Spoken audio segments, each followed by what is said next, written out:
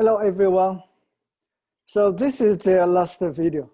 We still have one investment accounting method to discuss. So this is the equity method. And for equity method, as we discussed in the previous slides, motivation of the investment decides the accounting approach. So in this equity method, accounting method is for investor have efficient large percentage of investments and can exert significant influence of financial and the operating policies of the investee companies. So in this situation, it's like the investor and investee are girlfriend and boyfriend, and the investor can exert significant influence for the decision making of the investees, and this kind of a situation could provide potentials for the investor cooperating with the investee to provide some information can damage the external investors, some other information users. So we need to use equity method to handle this issue. So what is significant influence? Significant influence have a lot of many reflections. I mean, many different types. But generally speaking, is they can significantly impact the investee's decision making. Maybe it's because investor have a representation on the board of directors and or participate in the policy making process, or have material intercompany transactions to impact the investees, or some the CEO or CFO is assigned from the investor, or the investee depending on the investor's technology. Anyway, generally speaking, if investor can have more than 20% of the outstanding common stock of the investee, we believe the investor will have significant influence for the investee, and we need to use equity method for this investment. Specifically, we have 3 stages for equity method for this investment. In the initiate date, we record the investment with its acquisition cost. And then if the investee increase any income or decrease any income, proportionally the investor will adjust the amount. Also, after the investor received dividends, and they will adjust the investment amount. For example, Apple distribute if the price of the Apple stock is $1,000, and one day they distribute $100 as a dividend. And at this time, the investor actually receive, after the investor received the $100, the stock price will become 900. So because the investor already received the cash, and the investment will part will decrease. We will see example. So And in addition, the investor must adjust when the investee have some comprehensive income or any income change. The investor will proportionally change the investment amount. Let's see the example. So at the initial stage, investment equal acquisition cost plus investor share of investee income minus dividend received. That's the general formula for the investment amount adjustment. So acquisition cost is at the initial date, and investor share of investee income is the adjustment for the investee's income change, and dividend received is after they receive the cash as the dividend. So the shares, the investor shares of investee income is proportionally for the investors from the investee's net income, and dividends received also is proportionally from the investee. Okay, so see example. Personal company purchased 4,200 shares of sales company, and it's the percentage is 25%, and personal paid $125,000. So at the initiated date, personal company recorded their investment, debit investment in stock, credit cash. So I received an email from students say,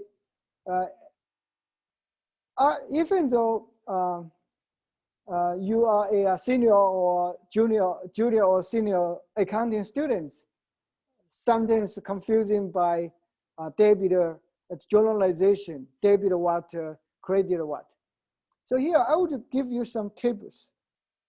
When you see some transactions happen, the first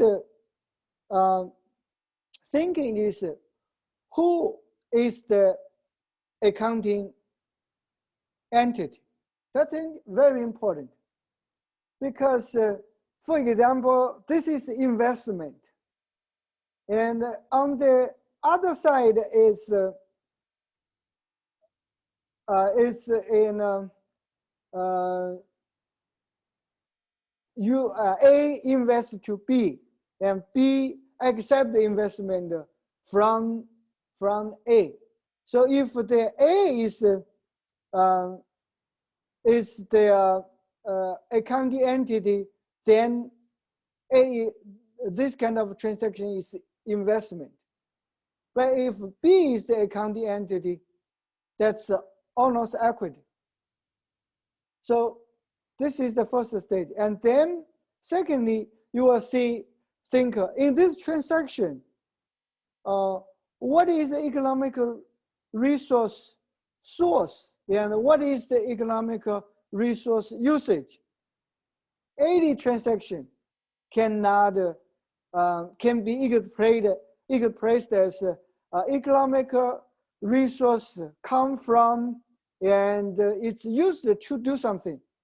For example, in this case, the economic resource is investment, and this is the usage. And where it's from is from the cash payout. And then you can use the debit and the credit, use the accounting equation, economic resource source equal economic resource usage, or asset equal liability plus owner's equity, or revenue minus expense equal income. Anyway, so remember these 3 points, and I think things will be easy. Okay, and then to record the receipt of dividend. We received cash, so debit cash, created investment in stock. It's like because it's like you paid $125,000 and then you get $5,000 back. So your investment is only 120,000 left. So that's a dividend reception. And then to record the personal share in the year's net income on December 31st. Because the sales company get some, made some money, and personal company have 25% of their ownership. So they will have investment income. The total income is $81,000. So 25% is 20,250. Then debit investment, the value, the amount of investment increased 20,250 and created the investment income. That's for the 3-stage: initiate, dividend receipt, and then for the net income increase or decrease. And then because in this table we will see the investee company has $450,000 depreciation asset. So each year they will depreciate $125,000 for this depreciation. So the investor also need to recognize this recovered value of depreciable assets. So because the value is $450,000 and 25% is $125,000. So each year is $1,200. So debit investment income, created investment in a stake in stock, sales $1,200. And then personal computes the carry value of the investment in stock by adding the reported income for the year and deducting the dividends and the depreciation expense. So its value is the original value is $125,000. Add the income percentage proportionate $20,200 and minus the dividends received, and also minus the depreciation of excess fair value assets. Then the carry value at the on the December 31st, 2019, the book value or the balance is $139,000. Okay. So this investment is reported in the long-term investment section of Panther's balance sheet. The total amount of investee income that the personal reports on its income statement is $19,000. It's 20,250 minus the depreciation in the income statement. So that's equity method. And then as we discussed for the previous videos and section, we know motivations decide the accounting approach for investment. So because the investment time could be sustained very long, So each year or each month will have some ownership percentage change. So if the percentage increase and then have a significant influence for the investee, they must change the accounting approach. So we need to do this kind of accounting approach change, accounting measurement change based on the ownership percentage change. The basic requirement, the basic method is we set up the change date as the a landmark. I mean, a point. At this point, we should think as two transactions. The first transaction is sell sold the previous investment. For example, on August 16 today, I improved my A company improved the investment percentage from 10% to 25%. So today, I will consider this as two transactions. The first transaction is I sold 10% of investment and get the money back. And then I use the money and add some more money to invest the 25% investment for the same company. Because technically, if you think in this way, things will be easy. You sold one investment and bought another investment. So let's see examples about this kind of accounting treatment. So on January 22nd, short company purchased 15% of the outstanding company stock of Jones Company for $150,000. And at the same time, Jones' book value laid assets $1 million. And then on January 2nd, 2020, the company, to exert significant influence on Jones, should purchase the additional 25% of its outstanding common stock for $310,000. So actually, on this day, we sold the previous stock and then bought the following 25% plus 15%.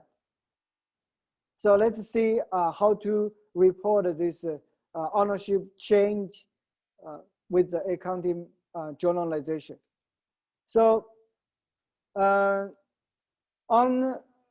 January 2nd, 2019, it's debit investment created cash. The value is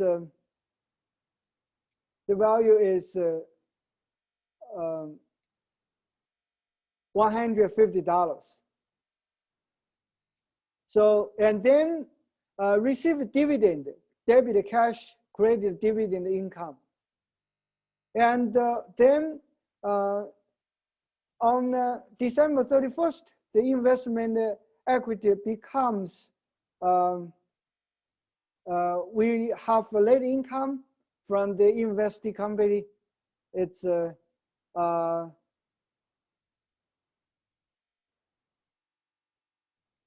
value is $36,000. So it's an equity, it's an unrealized holding gain.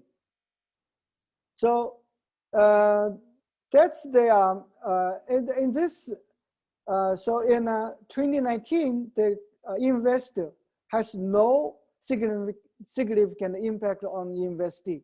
But after January 2nd, 2020, the investment proportion percentage changed, and they will change the accounting approach to equity method. So at this time, first, debit investment in stock credited cash as $310,000. And then we need to recognize debit investment in stock credited investment in equity. So this generalization is to change the previous stock put together is $186,000, $150,000 plus $36,000, because you think in this way you saw the previous stock investment, and then use the same money to purchase the investment in stock. It's the same, but the accounting item, accounts are different because they will use different accounting measurement.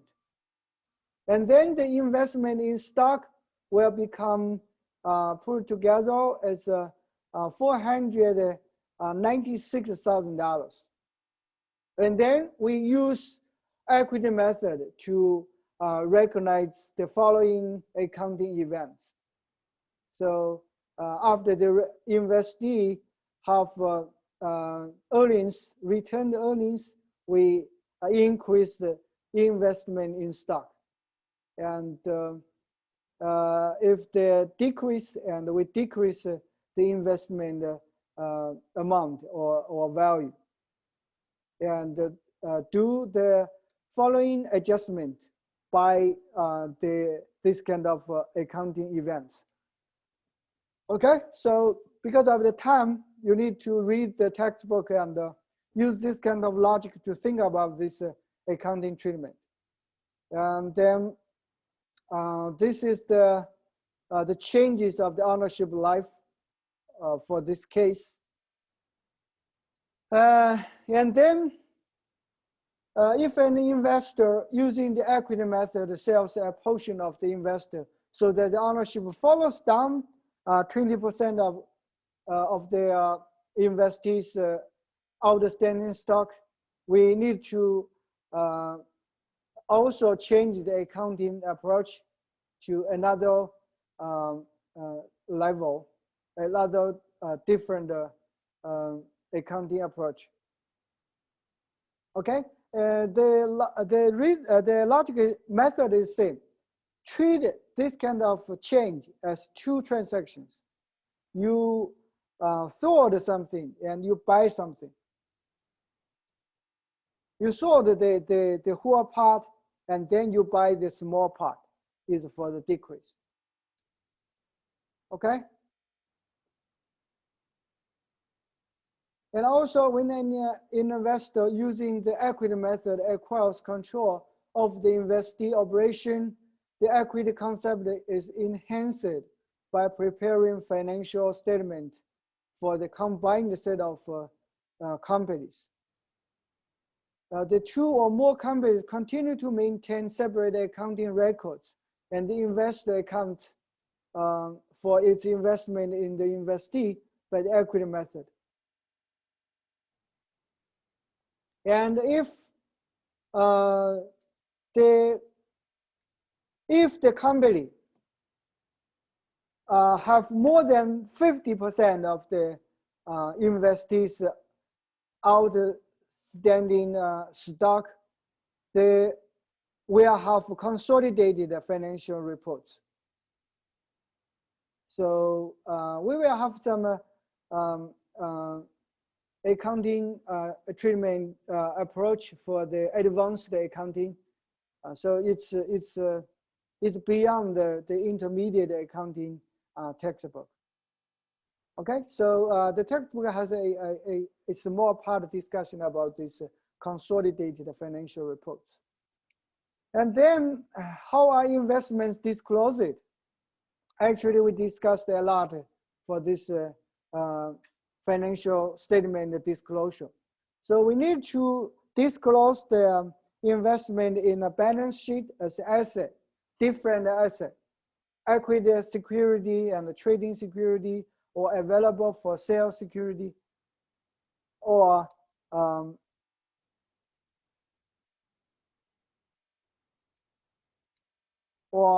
held to maturity security or investment, and so on and so forth.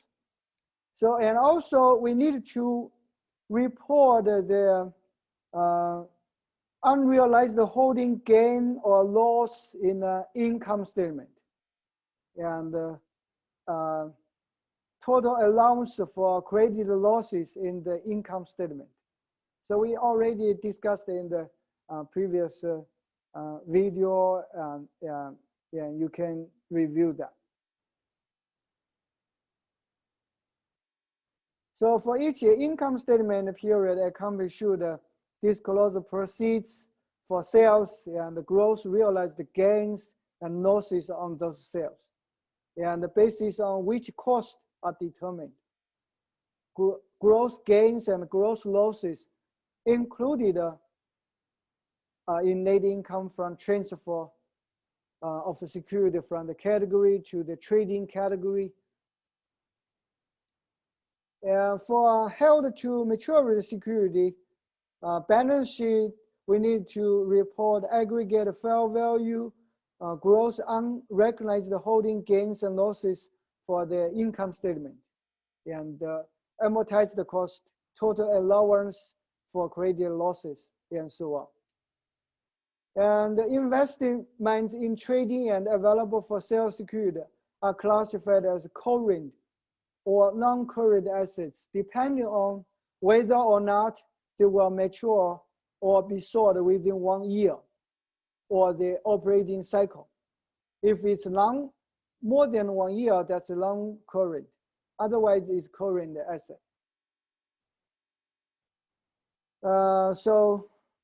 And also for minority activity investment, in this video, we already discussed that a company should make a following disclosure: name of each investee and the percentage of the ownership of the investee's common stock, and also investors' accounting policy with respect to equity method, and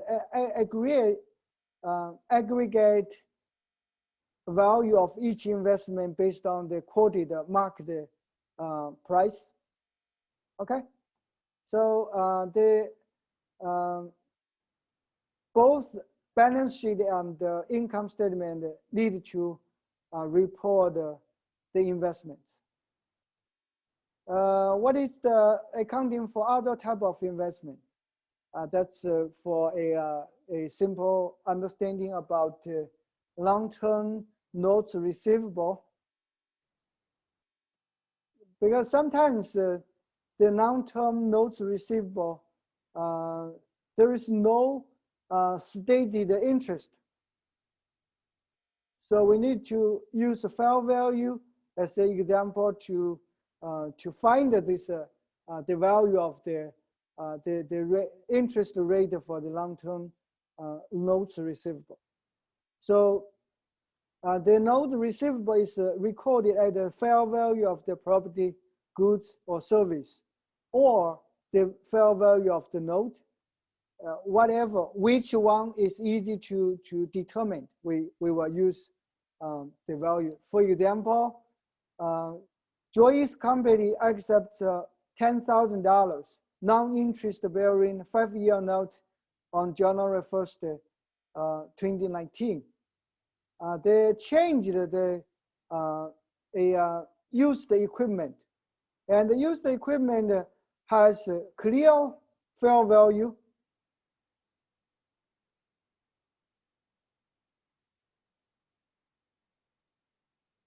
the equipment also has no clear fair value, but we can borrow another interest rate from the same company as the basis to decide the amount.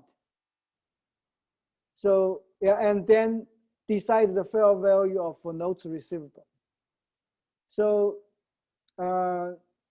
this kind of accounting treatment well, based on some assumptions. The fair value is available, and also we can compute it exactly. Okay, so that's you can this example is easy to understand, and and also it's just you only need to have a simple understanding. So from the second module, I will set up each Friday. I will have a follow-up announcement for when I am recording video and use Zoom, and then you can join if you have time. You can join in and have some interaction with me when I'm recording the video. I think it's more helpful than you. I think I will have set up a time and announce the Zoom ID if you have time. So just join the Zoom meeting. So thank you, and good luck for the exam next week.